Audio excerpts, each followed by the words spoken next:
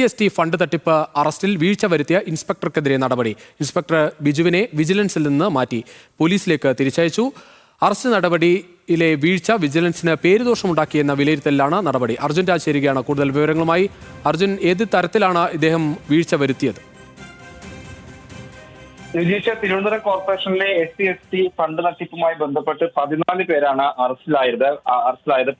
പട്ടം service സഹകരണ ബാങ്കിലെ മാനേജറും ഏജന്റുമാരും അടക്കം 14 പേരെയാണ് കഴിഞ്ഞ ദിവസം അറസ്റ്റ് ചെയ്തത്. പക്ഷേ ആ അറസ്റ്റിന് പിന്നാലെ തന്നെ ഇവർക്ക് ജാമ്യം ലഭിക്കുന്ന സാഹചര്യമുണ്ടായി. ഇത് അറസ്റ്റ് നടപടിയിലെ വീഴ്ചയാണെന്ന് ചൂണ്ടിക്കാണിച്ചുകൊണ്ടാണ് ഇപ്പോൾ ഇൻസ്പെക്ടറെതിരെ നടപടി എടുത്തിട്ടുള്ളത്. അതായത് ഡ്രാഫ്റ്റ് തയ്യാറാക്കുന്നതിലടക്കം ഉണ്ടായിട്ടുള്ള വീഴ്ച കാരണമാണ് ഈ 14 പേർക്കും ജാമ്യം ലഭിച്ചതെന്ന് കണ്ടെത്തിയതിന്റെ അടിസ്ഥാനത്തിലാണ് നടപടി എടുത്തിട്ടുള്ളത്. ഇൻസ്പെക്ടർ ബിജുവിനെ വിജിലൻസിൽ നിന്ന് മാറ്റി പോലീസിലേക്ക് തിരിച്ചയക്കുകയാണ് ഉണ്ടായത്.